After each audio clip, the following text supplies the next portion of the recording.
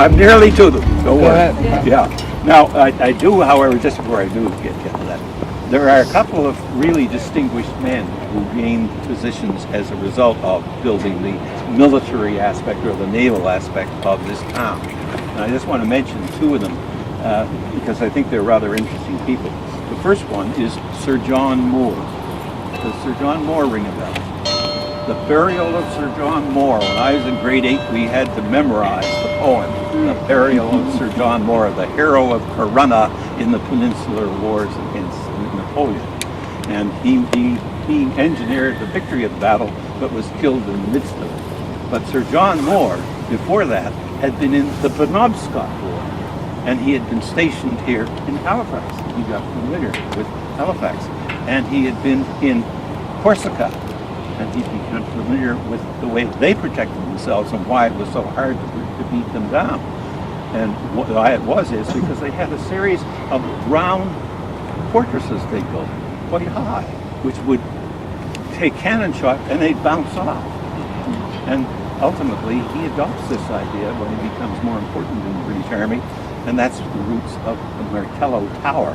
Most people think that the Martello Tower here is a result of the Duke of Kent's preoccupation with round things, like the clock here, or like Prince's Lodge or the Round Church. But no, it was Sir John Moore who's responsible for that. And Sir John Moore also built a new military school in this period. And his at Shorncliffe.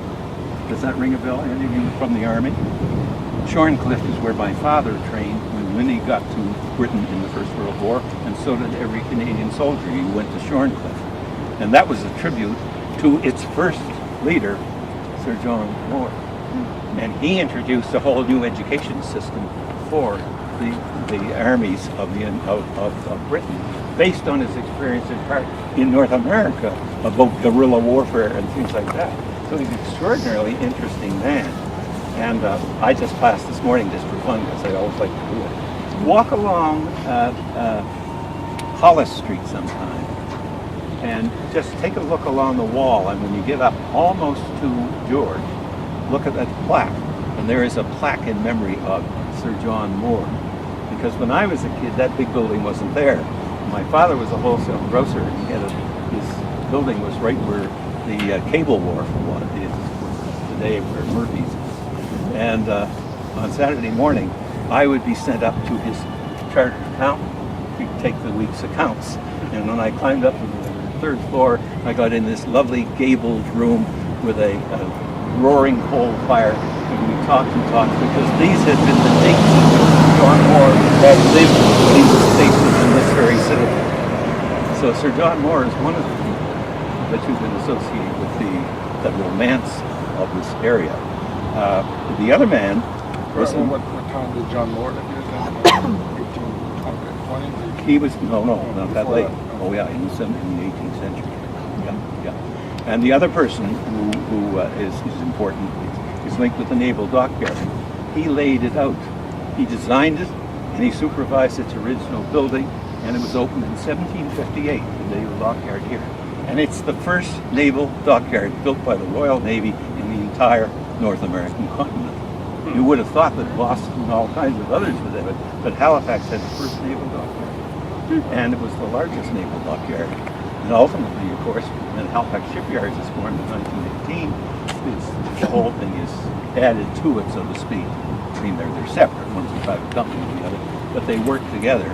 And at the end of the Second World War, Halifax Shipyards, of course, builds the second largest submersible dry dock in the world. These are called graving yards. That's what dry dock is. It's a graving yard. And so that was very important. And the man who designed and built it, Captain James Cook, one of the world's greatest discoverers. And he lived here in Halifax all through that period. While he was preparing to do his most famous thing as far as we're concerned, he did the original survey so perfectly that it's hardly been improved in the 20th century. He did the original survey of the coast of Newfoundland. And if you you don't think that's a tough exercise, go to Newfoundland. Apart from that, there grew up an Irish element. Now the Irish element came, yes, some from Ireland, but more Well, the clock from tower itself probably only had Boston. Again, that Boston connection, you see.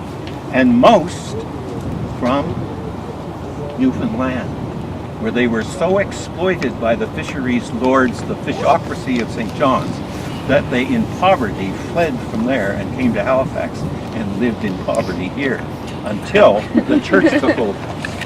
And then the church began to build up. And the church did something extraordinary. Far before any other denomination, it introduced a girls' high school. So the church was very sensitive. And you'll find that in the tradition of the church then, Mount St. Vincent and St. X. Mount St. Vincent was the first. Mount St. Vincent and Sacred Heart, yes. And the Good Shepherd, all these homes, you know, whatnot. But the independent business of the women in the Catholic Church at that time is extraordinarily interesting because I'm jumping ahead of it. But when the Mount is organized, and it's organized extremely early as 1873, it is the second university in all Canada to grant degrees to women, and it is the only independent women's degree granting university in the entire British Empire. It was opened in 1873, and by 1880, it's achieved that distinction. It was so good that my grandfather, I got another one.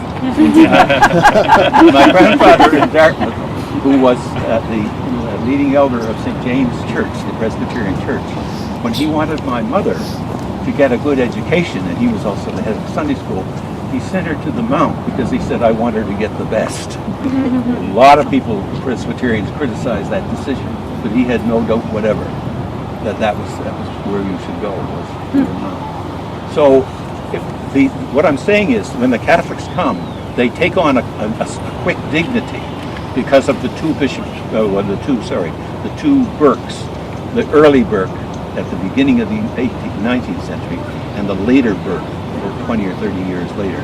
Those two, what you get very quickly is the development of an underclass of blue-collar workers, but who have some dignity because the church is helping protect them.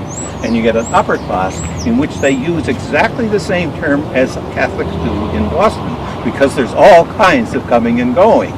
When it's decided, for instance, to open a school for girls here, they turn to a Boston society. They turn to the bishop, and he recommends the Sisters of Charity, who are Bostons, and the Bostonians come up, and they build the original, you see. So, but the other term I want to get over to is that the middle class in Boston were called the lace curtain Irish.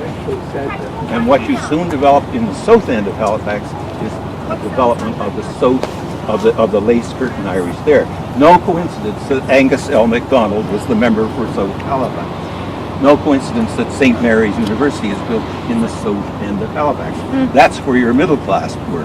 Your nabby class of Irish were in the north end. Your middle and upper middle class are in the south end. Yeah.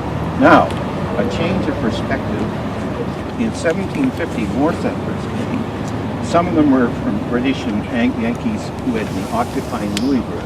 Louisburg, you remember, fell in 1748. And they'd been occupying it. Well, they came down and they began to settle down in the area down here that we know as Eastern Passage. But at the same time, two ships came out, and notice that one of them is a Royal Navy ship, HMS Alderney. And it carries, again you see the Navy's taking this dominant role. And they include some Germans and a lot of late coming English, and there are 350 of them. And Cornwallis declares that they will settle across the harbor. And so to shore up the defenses at a river mouth, which they call the Dart, because they are under the patronage of the Secretary of State, who is the Earl of Dartmouth. And so they name the town Dartmouth, and they name the little river that flows out of the lakes the Dart River. Another grandfather of mine built a mill there later. So Dartmouth was to be Halifax's satellite, safeguarding the city. Because remember, the lakes go right through the Bay of Fundy. And so the city could be attacked in that way. Heaven knows the Indians had used that awful lot. And it was also to be used because it was a source of fresh water. And it was also because there was a beach in Dartmouth Cove which allowed for easy careening of the boats, putting them over on their side for repair and maintenance and so on. But further down at Eastern Passage, that's a very vulnerable back door to this harbor. And so you had to seal it off. So if you see the shiny towers down there, okay, those are the Irving plant. But go over here to where the Esso plant is right here, and come down where that long orange vessel is. And right in that area, they built Fort Clarence. And Fort Clarence was built with stones that they brought from Louisbourg. They sacked Louisbourg, tore it apart, rocked all the stones down here, and rebuilt the fort as Fort Clarence down here. And when I worked for Imperial Oil, which I did for 6 years in the summer, I was working with two colleagues, Mr. Hart, who was the maintenance manager at that point, but had been a simple worker earlier on, told me that when they started putting in the first foundations for those tanks that you see there, it was very common to pick up old, smooth rocks with French markings on them. And also, they found about 23 Mi'kmaq in graves, and they were buried the way they had originally been buried, standing vertical, like the Jewish people, standing vertical in their graves. Very important development. And it all links to a man named Hugh Bell. His great-great-grandson built the aircraft industry in Amherst during the Second World War. And Winthrop Bell was also he wrote the story of His Majesty's Foreign Protestants. So the Bell family are very distinguished. And Bell himself was a self-made man. He never got to school. His father died when he was a very young child. His mother wasn't able to care for him. He was self-taught. Nonetheless, he became a millionaire. And he became an MLA, and then he was appointed to the Executive Council, and more importantly, he became mayor of Halifax. And the money you got for being mayor of Halifax was £300 a year. And he declared he would not take it, but he wanted to make it as a first down payment on a move which he spent the rest of his life on, to build a lunatic asylum for the province of Nova Scotia. And so he got in touch with two distinguished Americans who were doing the same thing. They were great beginners of the mental health movement. One was a woman named Dorothea Dix, not Dorothy Dix, the gospel company. Dorothea almost Dix. there. And she was a wealthy Bostonian. Notice again that Boston connection. It's always there with the city. And also, Dr. Luther Bell, who's no relation, also, and he was the head of the Boston Hospital for the Insane. And with their influence, and they came here, and they advised, and they spoke, and so on. And so in 1858, the Nova Scotia Hospital was begun. It was the second in Canada. Kingston, Ontario was built one 2 years earlier, but this one was better even for the start. I say that concerning Ontario. Now the seventh inning stretch, we move up here. But we do have the North Common behind us. And I want to just talk a little bit about that. The North Common was originally huge. It stretched from its current northern limits at Kennard Street right down to St. Mary's University. And it stretched from Barrington Street right out to Roby, which was then called Lingard, by the way. And so it was an immense area, and one of the reasons why it wasn't occupied was because the whole Blackberry period here was nothing but swamp, which collected in little ponds and eventually drained itself down through what we know as the public gardens. Then it became Freshwater Creek, and it goes down into the south end. But gradually, other places began to impinge upon it, and Spring Garden Road in particular began to move west. And as it developed further and further west, it cut off 1/3 of the original commons, leaving the other 2/3 untouched because they again were either swampy or it had been determined that if the city should ever be attacked from the rear, it would be good to be able to hit the people rather than that they could hide behind trees. So they cut down all the trees. and that enhanced the idea of the common. But that's what, therefore, forces developed north along this ridge here. And it's always the ridge just looking down until it gets up as far as the Narrows. Quinpool Road is a very late development. Quinpool Road is a very late development. The tendency was for the town to move up north. Now the commons were used for pasturage by both the military and also by anyone who wished to use them, hence commons. And that, of course, is based on a New England principle, of the township principle of the commons. But also, it was a summer campground for militia and other troops. And Halifax was always calling in the militias, despite the fact that the militias were really township forces, and they didn't consider that they should have to protect Halifax. Nonetheless, they were brought in for training. What saves the movement is that of enclosure of the commons is that almost every building that was, or purpose that it was put to, was a public purpose. So it still serves the common good. You've got the Wanderers Field, Wanderers Club Field. You've got the gardens. You've got 3 hospitals. You've got several schools. You've got Plant Hill Cemetery in 1841.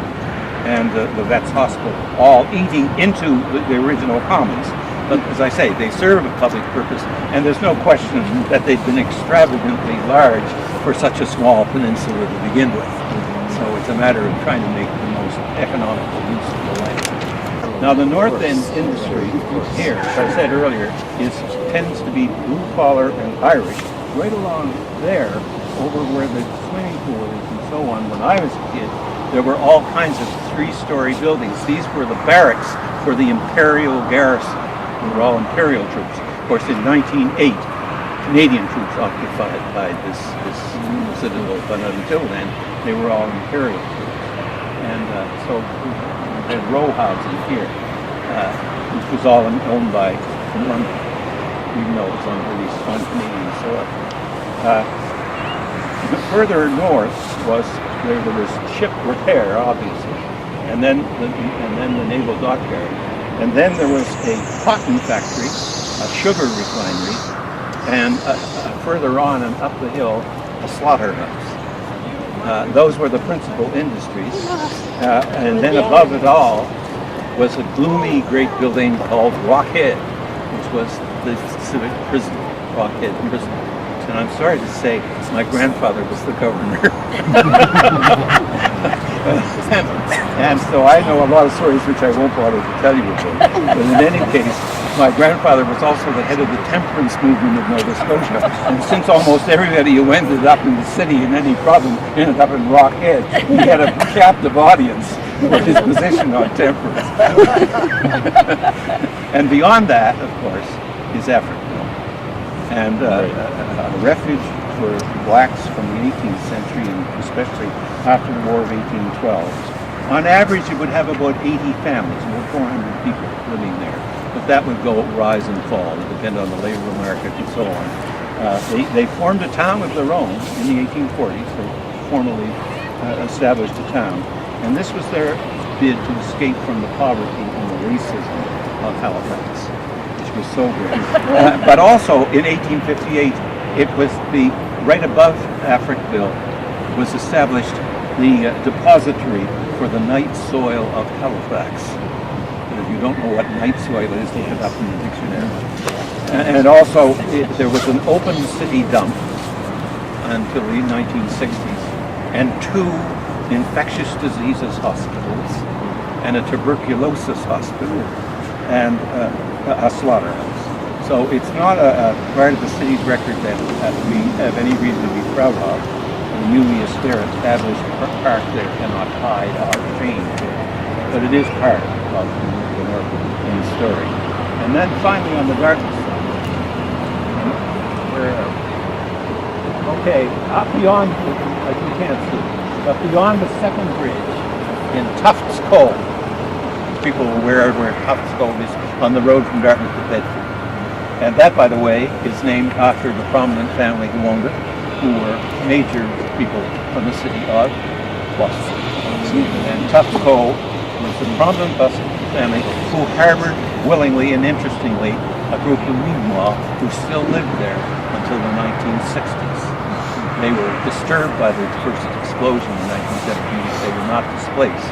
They came and sold baskets, and they also fashioned, and we used to buy them from them, our small punts, and they made oars. And they had great dignity. They were wonderful people, and so that's part of their history. And then closer to, let's figure out where, just the other side of the bridge. You see that dark building, and it has a screen in front of it on our side. That was the site of a brewery. That's the original Olin's Brewery, which was destroyed in the First World War in the explosion. And at that point, they moved to Halifax. And when I was a kid, we used to play hide and seek in the rooms. And also beside it was the Stairs family of Halifax had built a rope works. It was set back from the water by some considerable distance, and it too was affected by the explosion. But it was an adventure so successful that in fact the rope works sold almost all the rope to every fishing operation in the maritime provinces, and sold 87% of the binder twine to the prairies as the wheat boom kept on. And they had the total monopoly of prairie binder twine for about 30 years. Extraordinary venture. And as a result, they, and I say they because my grandfather. Yes. My step-grandfather was the manager, and my wife's grandfather was the manager of the sugar refinery. And they put pressure on Charles Tupper, and he agreed to run a new railway line from Windsor Junction down to their factories in Dartmouth, and hence the railroad came to the city of Dartmouth. Yes. And then came the 1945 explosion. In 1917, when I pass over, because you know all about it anyway, and you know the devastation of this whole area, right up to and including the slaughterhouse on the hill. And really the consequences of that were the loss of the sugar refinery. So the only sugar refinery left was the one down Woodside. Woodside, by the way, was the name of my grandfather's house, so it gave its name to the whole district. And the Olin's Brewery was destroyed, the dockyard was destroyed, the shipyards were destroyed, etc. And as a consequence, things had to be rebuilt.